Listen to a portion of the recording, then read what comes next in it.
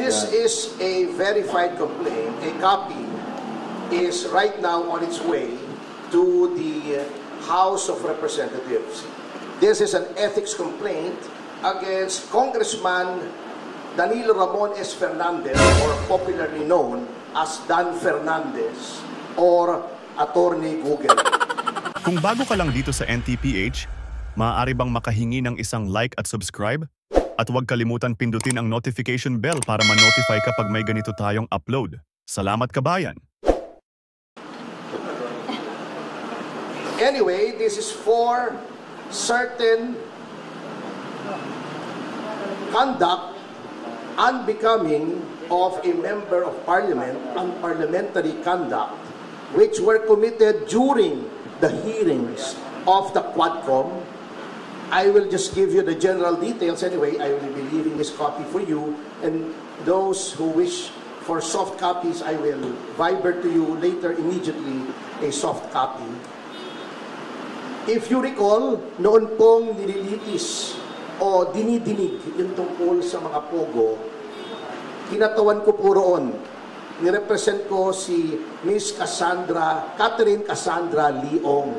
At lahat naman po tayo saksi sa ginawang paglabag sa mga karapatan ni Miss Cassie Leong. Specifically, not only the deprivation of the right to counsel, but physically, this was unprecedented in legislative history in this country. Nahaharangin mo yung abogado at hindi mo palalapitin sa kanyang kliyente during a legislative hearing. Sapagkat ang karapatan na magkaroon ng abogado upang makipagsangguni ang isang testigo sa legislative hearing ay ginagarantiya ng walang iba kundi ng ating saligang batas. Number 2, pagwawarning sa abogado na huwag bigyan ng payo ang kanyang kliyente. Saang planeta po acceptable ang ganoong behavior? Nasasabihin mo, Attorney Topacio, do not approach your clients, otherwise you will be cited in contempt. How is that even possible? Number 3, yung hindi po pagbigay ng right to remain silent and the right against self-incrimination sa isang testigo. At si Congressman Fernandez, bagamat hindi abogado, hindi ko naman sinasabing kapag hindi ka abogado ay hindi mo na alam ang batas. Ngunit, sinasabi na nga po sa kanila, or dapat, a person who is in the legislature should be charged with knowledge of the law. Because, number 1, they are lawmakers. Paano kang gagawa ng batas kung ikaw ay walang alam sa batas? Pwede naman pong basahin ang mga desisyon. Tama naman, to an extent, si Congressman Fernandez, pwede kang mag-google. At mag-google mo yung mga kaso. At kung meron kang hindi naintindihan sa kaso, meron ka namang legal staff siguro. O itanong mo sa kapwa mo, man na abogado, ano bang ibig sabihin ito? At pinoint out na nga po sa kanila na sa napakaraming kaso, the right to remain silent and the right against self-incrimination may be invoked not only in criminal proceedings, but in all proceedings.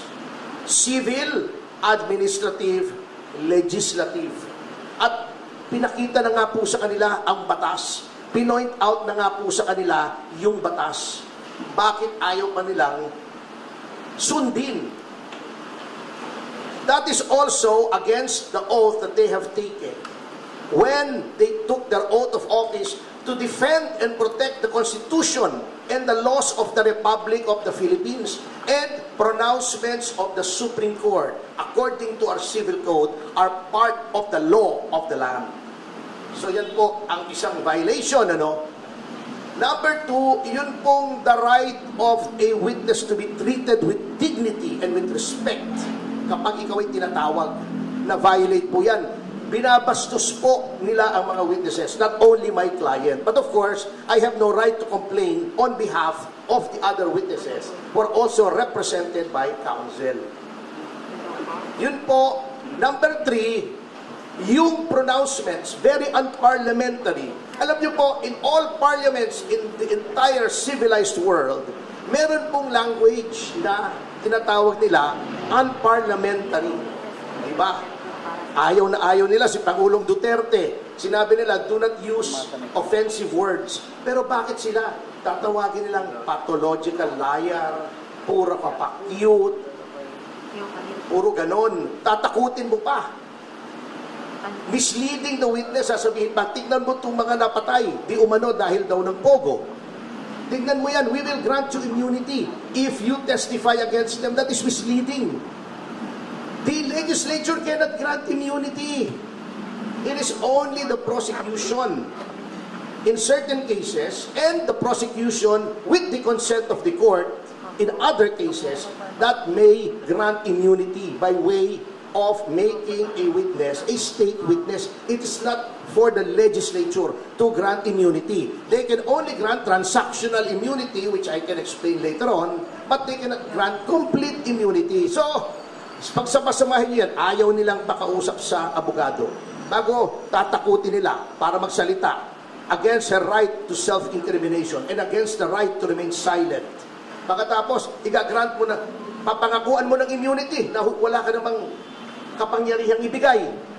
All of these are parliamentary conduct. And nakalagay po, may rules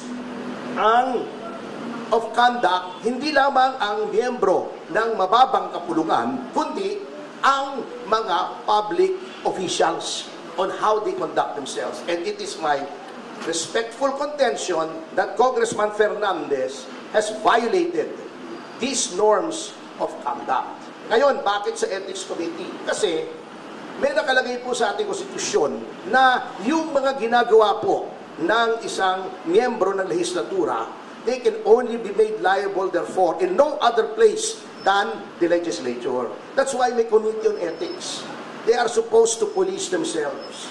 Now huli na po, bago tayo pumunta rito, and I feel this is also of equal importance in this case. Sasabihin nila, walang mangyayari dyan sa complaint mo kasi sila din yan eh.